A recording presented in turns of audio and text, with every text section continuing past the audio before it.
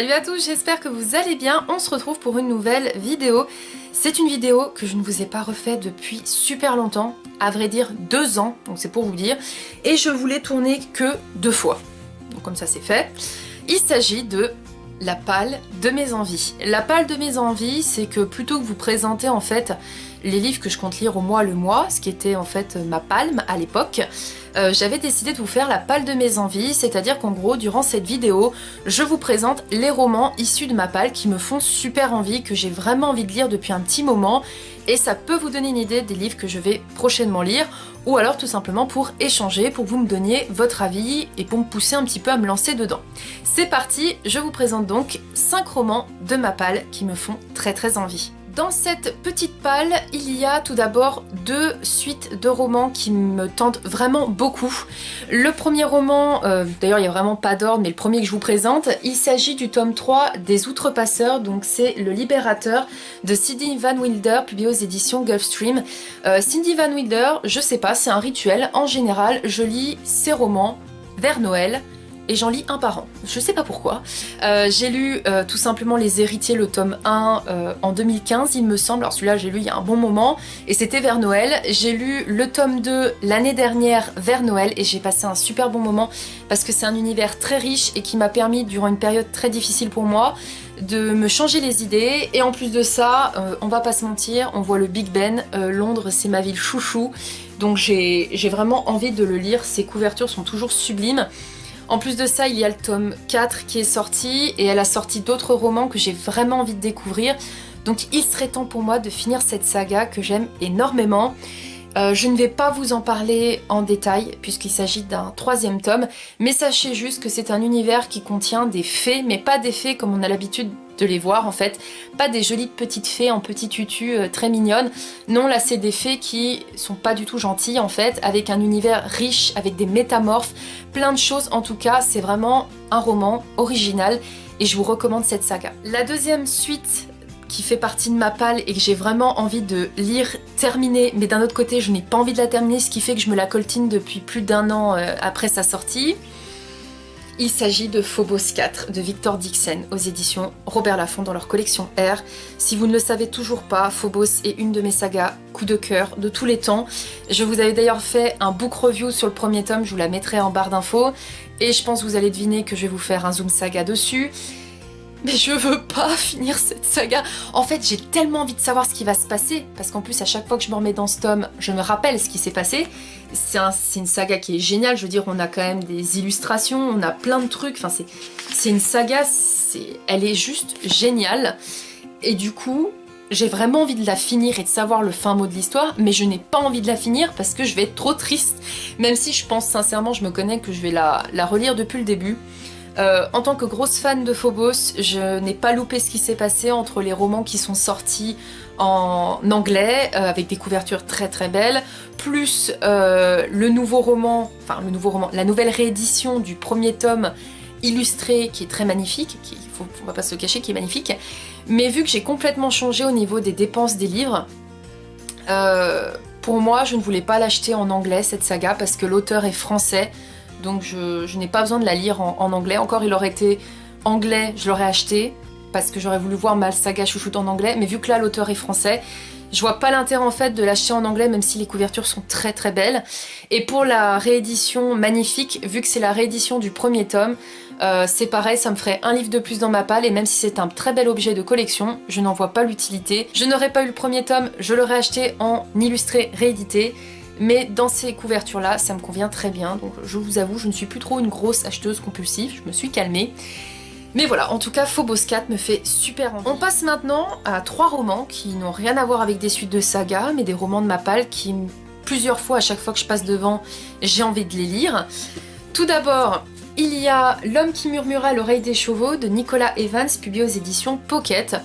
Vous avez certainement entendu parler du film, vous l'avez peut-être probablement vu. Moi j'ai vu le film en fait avant de lire le livre, et j'ai adoré ce film et j'ai toujours eu envie de lire l'histoire.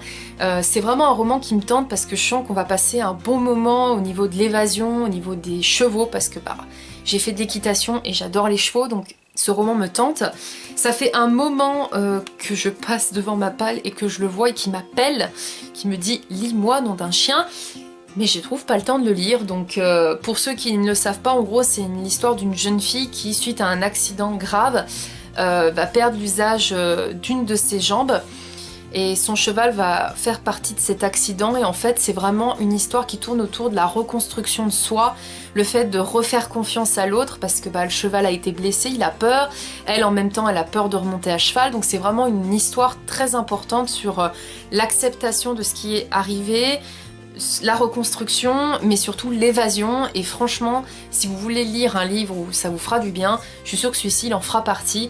Moi en tout cas il me tente énormément, donc il devrait sortir de ma palle incessamment sous peu. Et pour faire simple, je vais vous lire le résumé, comme ça vous aurez vraiment une idée.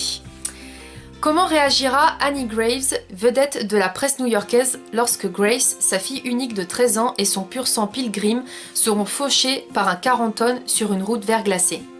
Elle sera profondément bouleversée et elle comprendra très vite que, pour sauver Grace, il faut empêcher le sacrifice de l'animal mutilé.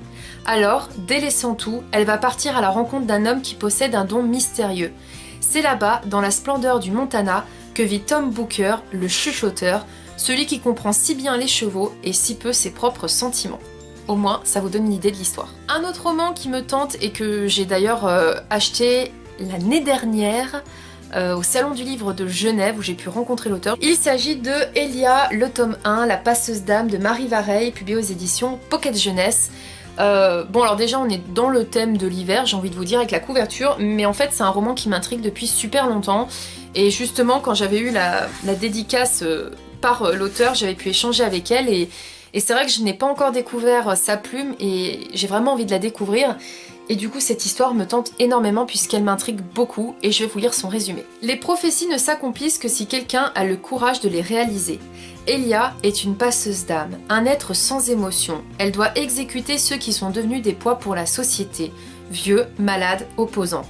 Mais un jour, elle ne parvient plus à obéir aux ordres et s'enfuit dans la région la plus déshéritée du pays, là où les passeurs d'âmes sont considérés comme les pires ennemis. Au plus profond d'immenses mines, à ciel ouvert, Elia découvrira, telle une pépite, une destinée qui la dépasse. Moi les histoires de toute façon avec les passeurs d'âmes et choses comme ça m'a toujours intriguée, donc c'est un roman qui risque de ne pas faire long feu dans ma palle. Et enfin le dernier roman, c'en est un aussi qui me fait de l'œil depuis très longtemps, depuis que je l'ai acheté, donc je dirais que ça fait bien au moins 2 ans. Il s'agit de Sweet Mama's Café de Hélène Husset, publié aux éditions Mosaïque. Rien que le terme Sweet Mama's Café, je pense tout de suite aux bonnes tartes de grand-mère, enfin bref, avec du café, du thé, enfin des choses gourmandes quoi. Et c'est un roman qui me tente énormément, je ne saurais vous dire pourquoi, je l'ai acheté, le titre m'intriguait, l'histoire m'intriguait aussi, et d'ailleurs je vais vous lire son résumé. 1969, Biloxi. Le Sweet Mama's Café, c'est là qu'on peut déguster le meilleur Amen Cobbler du Mississippi. Cette délicieuse pâtisserie que Sweet Mama, 75 ans, confectionne depuis 5 décennies. C'est là aussi que vit Sis Blake, auprès de la figure lumineuse et protectrice de sa grand-mère. Un endroit où la jeune femme peut oublier la dureté de la vie et les responsabilités qui pèsent sur ses épaules depuis ses 14 ans, depuis la mort de ses parents. Mais un jour, Sis fait une découverte qui bouleverse son monde. De vieux ossements humains enterrés dans le jardin de Sweet Mama. Pour percer ce mystère et découvrir ce qui est arrivé bien des années plus tôt, elle va devoir plonger dans le passé de sa famille et arracher au silence les secrets qu'on lui a cachés. Non seulement on a un côté feeling good, j'ai envie de vous dire, avec l'histoire de la grand-mère, les pâtisseries qui sont très bonnes, etc. Et d'un autre côté, du mystère avec l'histoire de ces ossements vers ce Sweet Mama's Café. En tout cas, c'est vraiment un roman qui me tente énormément et j'ai vraiment hâte de le découvrir. Cette vidéo est maintenant terminée, j'espère qu'elle vous aura plu. Je referai de temps en temps cette vidéo, la palle de mes envies, pour vous présenter 5 romans de ma palle qui me font super envie, que ce soit des suites de sagas, des nouvelles sagas ou des one-shots. Dans tous les cas, ce sont des romans qui me tardent de découvrir. N'hésitez pas justement à en profiter pour me dire en commentaire si ces romans déjà de une vous tentent. Et sinon, si vous les avez lus, est-ce qu'ils sont bien, est-ce qu'ils vous ont plu, racontez-moi un petit peu votre avis. Et je vous dis à très vite pour de prochaines vidéos. Salut!